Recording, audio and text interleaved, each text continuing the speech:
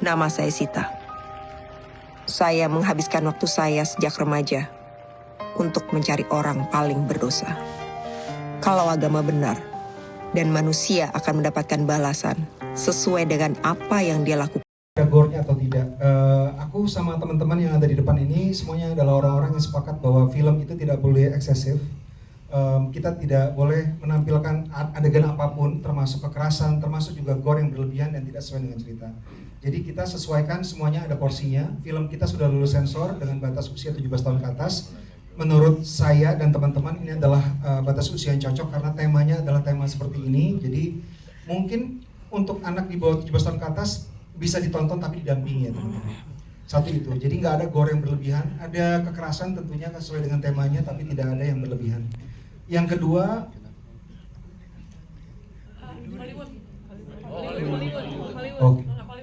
kalau soal Hollywood, saya berkali-kali mengatakan bahwa kita sudah seharusnya berhenti mengacu atau mereference ke Hollywood sebagai sesuatu yang lebih baik atau lebih besar dari kita. Karena kalau kita berkarya, termasuk dalam film kita berkarya, kita harus melihat project per project gitu. Jadi mungkin udah cukup kali ya sesuatu yang Hollywood harus kita sembah gitu, enggak sih? Tergantung projectnya. Kalau projectnya bagus, ya kita terima. Kalau enggak, ya enggak gitu. Kenapa saya mendahulukan Sisa Kubur? Karena Sisa Kubur ini adalah sesuatu yang saya sepakat dan Tia dan teman-teman di Kamensi dan juga teman-teman sepakat bahwa ini sesuatu yang bukan cuma menarik untuk diceritakan, tapi juga penting untuk diceritakan. Bukan di dunia. Orang yang saya cari itu pasti akan mendapatkan siksa di dalam kubur. Dan saya ingin menyaksikannya. Bagaimana kau merasa?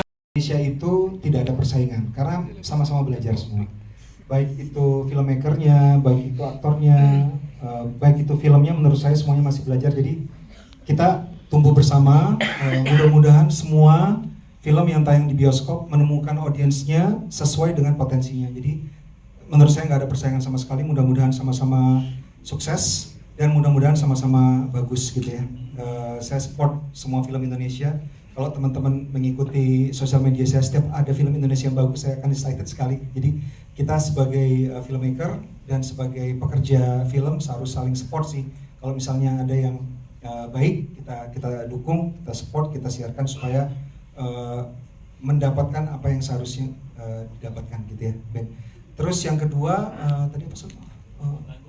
Lagu Opik. Jadi gini, lagu Opik ini ya teman-teman. Saya bilang ke dia bahwa film kita ini kan adalah film yang ditujukan untuk sebanyak-banyak masyarakat gitu. Kalau mungkin beberapa waktu yang lalu film kita dianggap terlalu artistik atau apa, juga bingung istilahnya gitu ya. Tapi padahal selama ini kita berusaha untuk menyampaikan cerita kita ke semua masyarakat gitu. Dan ketika kita berpikir, ini kita punya tim marketing yang setiap hari bekerja sedemikian rupa, tidak untuk bersaing, tapi bagaimana supaya film kita potensinya dicapai. Kita merasa bahwa teman-teman dari marketing terus bilang bahwa sebenarnya Bang, film ini tau nggak ceritanya sama dengan lagu apa gitu ya Putih. Ternyata lagu Opik itu yang teman-teman tadi dengar, itu plek-tiplek jiwanya sama dengan film Sisa Kubur. Dan ini nggak mengada-ngada. Ketika film Sisa Kubur ada mendapatkan lisensi untuk lagu Opik, ketika ditaruh ke trailernya, nggak diedit, langsung pas beatnya. Aku langsung bilang ke Tia, apa ini? It's meant to be.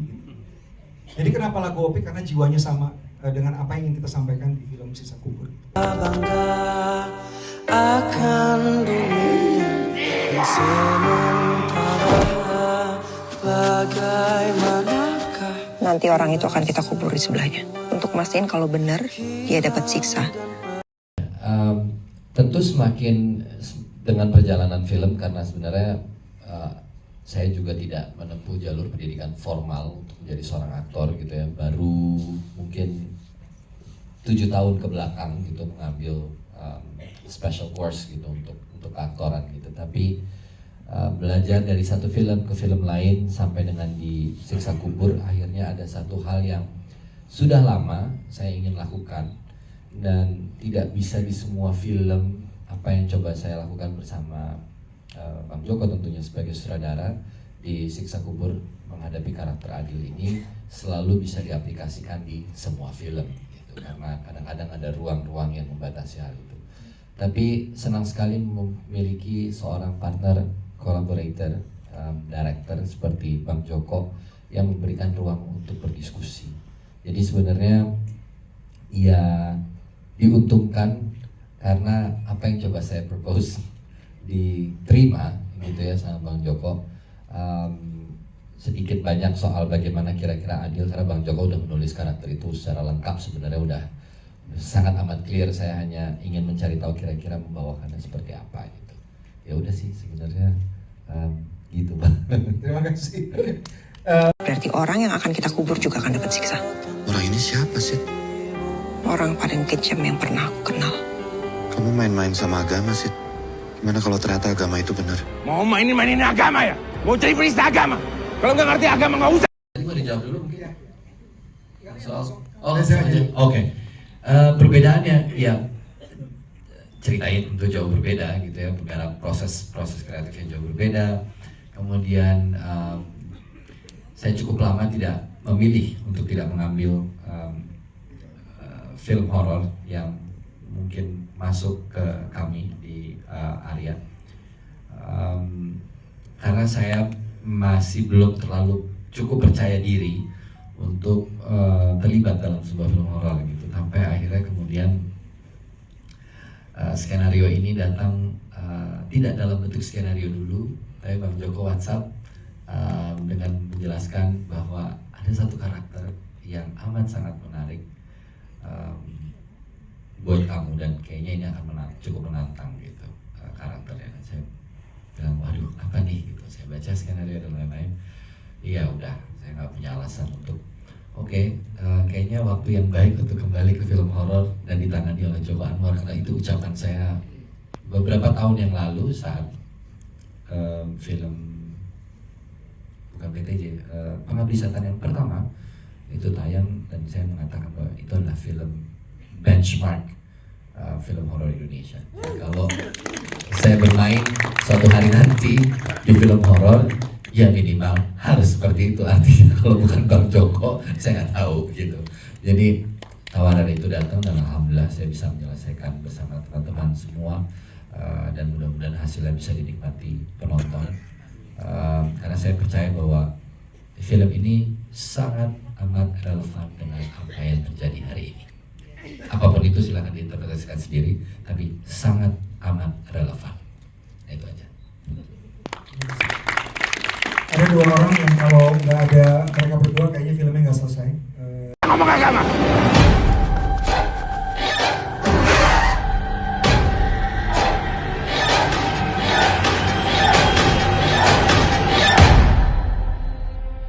Ini gila sih. Biar orang nggak percaya tahayul. Familiar dengan apa yang terjadi di social media. Saya tuh nggak ingat, maksudnya itu video saya di interview atau? Video aku ngomong. Oh kau, Reza Bang. itu. Aduh, ini biar keroknya ternyata. Oke. Ya artinya karakter Adil tuh kenapa saya bilang berat sekali, karena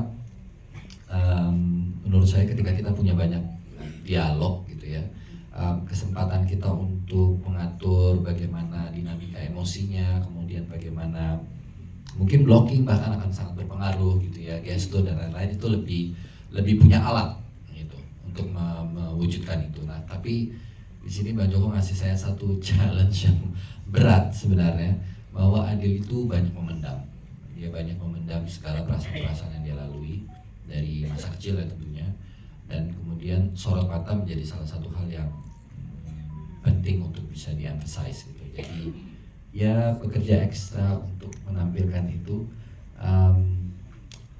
karena biar bagaimanapun mata itu kan cerminan jiwa.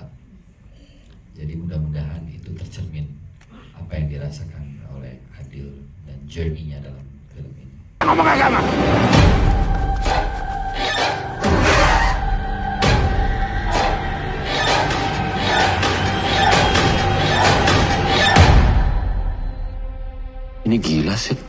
nyari orang nggak percaya tahayul. Reading, aku, Owi Duri dan cast anak-anak yang lain, kita dapat script minor version. Jadi itu benar-benar dibikin buat anak-anak, dan pas big reading ada beberapa scene yang kita kok bingung loh, kok nggak ada dialog ini ya. Tapi di skrip-skrip yang orang dewasanya dapat. Jadi sebenarnya nggak cukup bingung, karena ya udah aku memahami yang minor version aja.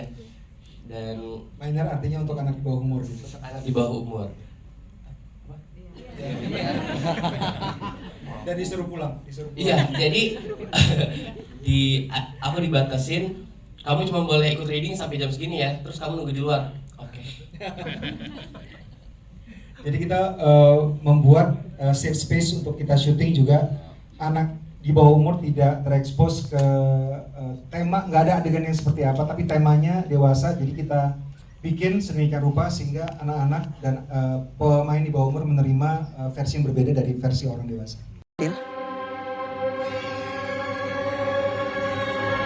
Banyak orang yang bakal marah sih.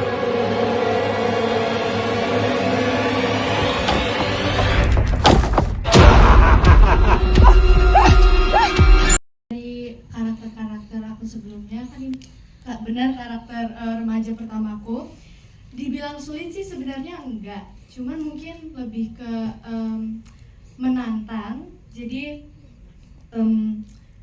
karena Bang Joko siapin sinopsis karakterku udah lengkap sekali, jadi benar kata Tante Farah kalau ini tuh kata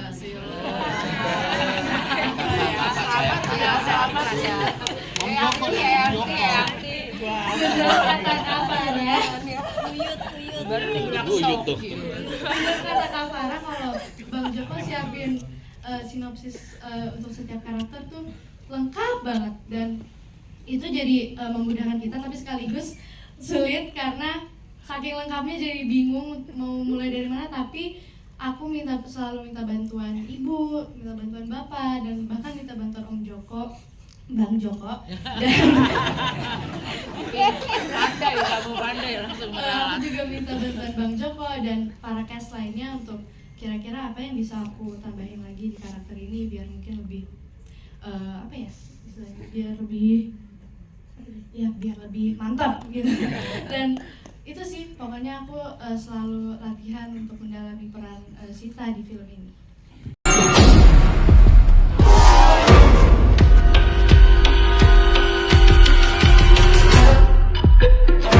Akhirat, siksa neraka, kita tidak tahu kapan, tapi alam kubur bisa saja terjadi. Permasalahan mistik ya. Mistik itu adalah bagian dari orang Indonesia. Hampir semua orang Indonesia bermistik, ya itu jelas. Nah, saya dosen loh, sombong ya. Nah, terus udah gini, maksud saya begini.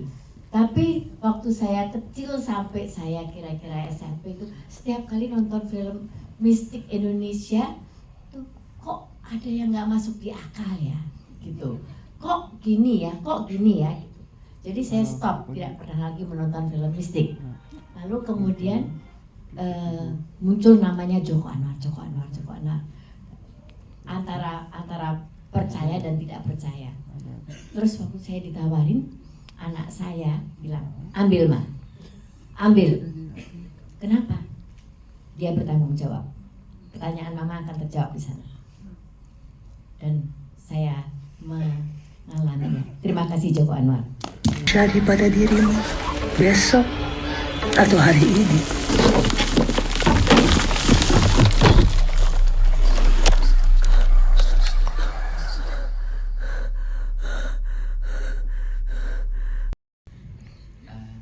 Sayangku, Iya sayang. salah satu sutradara terbaik Indonesia yang saya sayangi juga. Ya sebetulnya apa sih dilihatin saya otodidak sama seperti Joko Anwar, tapi Joko Anwar jenius, saya enggak. Jadi sebetulnya setiap kali saya mendapatkan peran, saya mendapatkan pekerjaan adalah sebuah kesempatan belajar gratis nggak belajar gratis, belajar yang dibayar. Dan maksudnya belajar dari sutradara seperti Joko Anwar itu gimana ya? Biasanya kalau saya sebagai pemain, saya akhirnya mempelajari beberapa hal yang tidak terjangkau mungkin ya, tidak terjangkau oleh sutradara-sutradara ketika mereka berada di depan monitor. Gitu. Sebagai pemain saya bisa tahu apa sih problem-problem pemain, problem-problem kru dan sebagainya. Dan saya selalu berpikir bahwa oke, di setiap produksi saya akan belajar jika ada yang tidak baik tidak akan saya lakukan, yang baik akan saya coba terapkan. Masalahnya di Joko Anwar ini, produksi Joko Anwar itu baik. Saya ingin menerapkan, tapi rasanya nggak bisa karena terlalu bagus. Joko Anwar dan timnya sangat luar biasa, profesionalitasnya, dan yang paling penting dari semuanya sih sebetulnya, saya rasa talent itu banyak sekali yang baik, orang yang profesional juga banyak, tapi yang ingat untuk memanusiakan manusia itu jarang. Jadi terima kasih ya Joko. Terima kasih.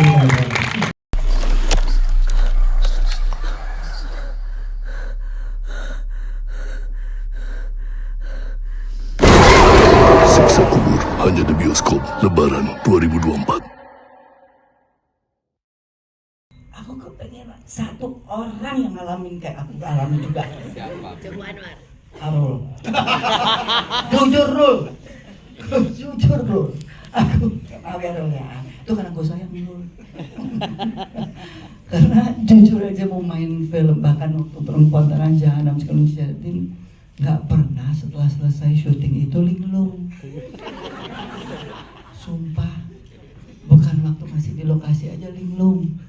3 hari di rumah linglung. Di film Sakubur. Di film Siksa Kubur ini, itulah makanya ya Allah, untung bukan si Arul. Maaf ya Arul. Bukan bro. Aku kalau nggak godain kamu tuh nggak enak bro. Ini kamu sering, aku tahu kamu sering godain aktor, aktris. Sekarang kamu bully loh. Enggak Kak. Artinya itulah, memang ini juga menjadi satu tantangan yang luar biasa. Saya tidak mudah lagi pastikan gitu ya. Tapi dalam posisi yang Masya Allah itu sebetulnya melayang, pinggang itu hanya di support sama si kayu buletan mesin cuci. Mana ada kayu itu si buletan mesin cuci itu. Pintu mesin cuci yang dari metal itu. Jangan spoiler, ntar kepanjangan lagi. Ya udah deh. Pokoknya Ibu Christine. Nama saya Sita. Saya menghabiskan waktu saya sejak remaja untuk mencari orang paling berdosa. Kalau agama benar dan manusia akan mendapatkan balasan sesuai dengan apa yang dia lakukan. Harus saya ceritakan sebetulnya. Tapi gini, rahasianya aja ya. Rahasianya. Yang tadinya saya nggak ada di deretan pemain. Last minute, tiba-tiba saya udah lihat tuh ensemble pemain. Anjir, gua nggak ada di situ. Tiba-tiba di telepon suruh datang. Jadi ada satu peran yang ternyata belum ketemu pemainnya gitu. Nah, terus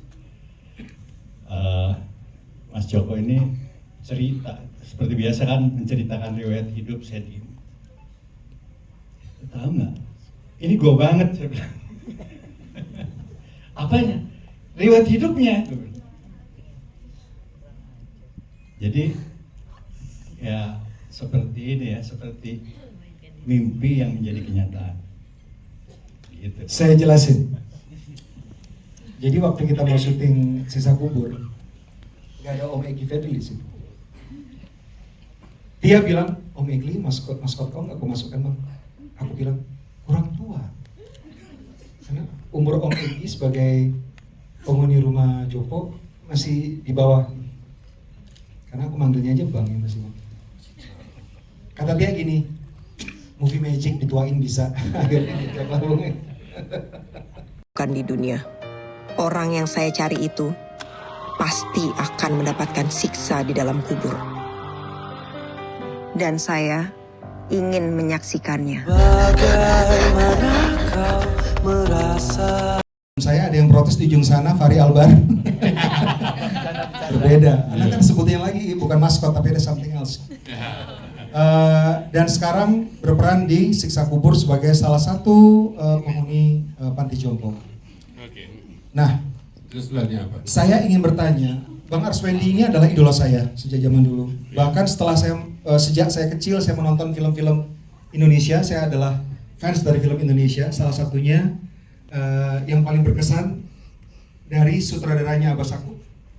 Dan film yang ada Bang Arswendi-nya adalah Semua Karena Gina ya? Iya. Semua Karena Gina.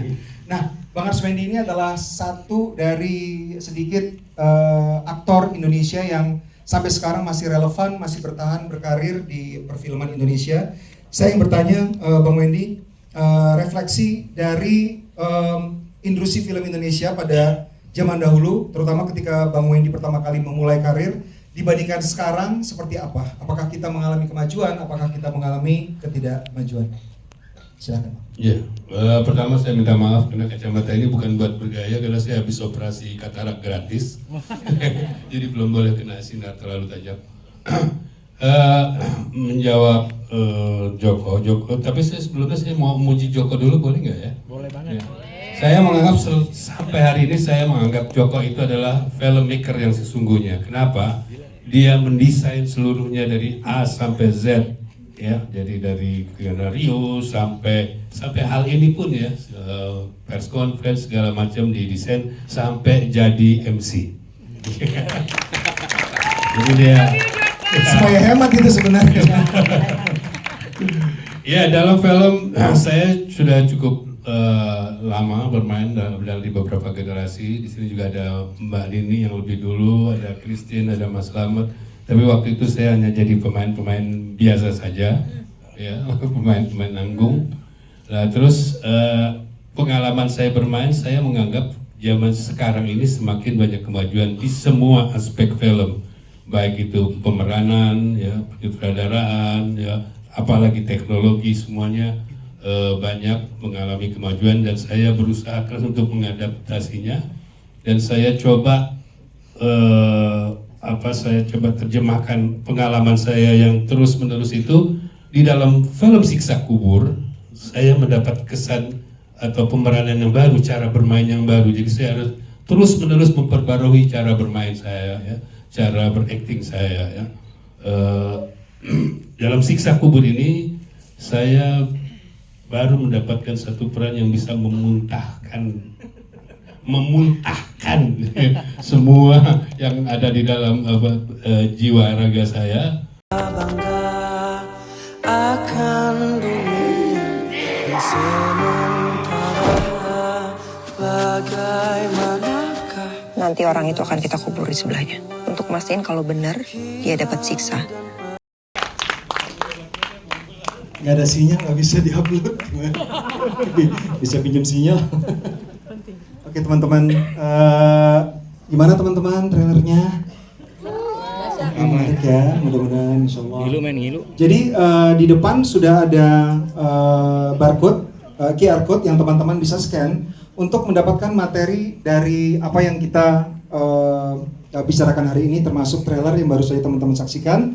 Materinya bisa dilihat di folder drive yang ada QR code di depan, termasuk bahan lain, termasuk press release juga.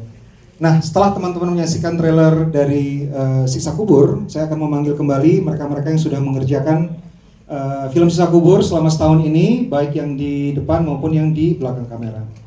Saya akan panggilkan yang pertama adalah kembali produser saya Tia Hasibuan, sinematografer, Director of Photography Jaisal Tanjung, ICS,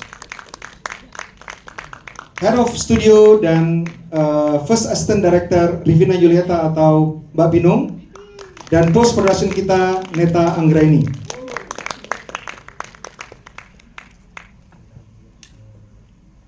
Tambah lagi ya, minta dua kursi. Oke, saya akan memanggil teman-teman yang ada di depan kamera sekarang. Dimulai dari pemeran dari Adil Dewasa dan Adil Remaja, Reza Radian dan Muzaki Ramdan. Kemudian pemeran dari Sita Dewasa dan Sita Remaja, Farina Mufti dan Widuri Putri. Berarti sudah ketahuan ya sekarang siapa pemeran siapa. Saya pindah ke sana. Enggak, ini supaya bisa posting.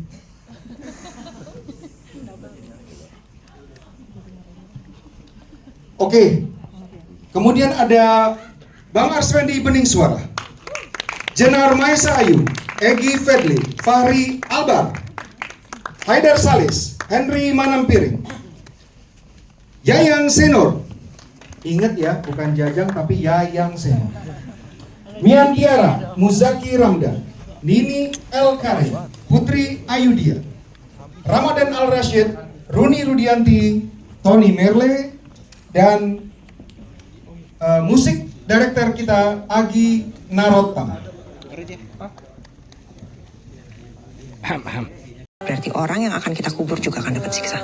Orang ini siapa sih? Orang paling kejam yang pernah aku kenal. Kamu main-main sama agama sih. Gimana kalau ternyata agama itu benar? Mau mainin agama ya? Mau jadi penista agama? Kalau nggak ngerti agama nggak usah. Joko mungkin lebih suka, sebenarnya saya nggak suka. Oke.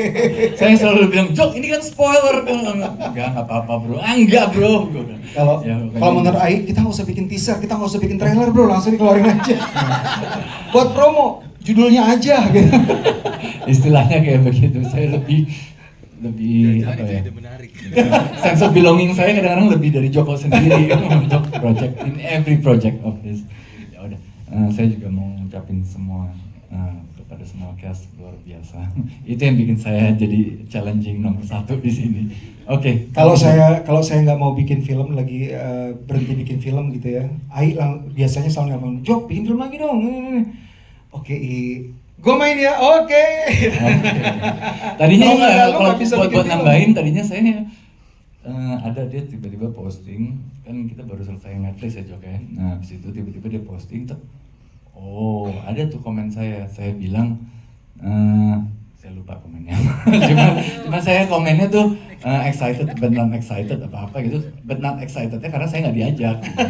Itu lebih ke situ sih, cuman ternyata eventually ternyata saya diajak. Thank you so much bro. Terima kasih. Jadi pada dirimu besok atau hari ini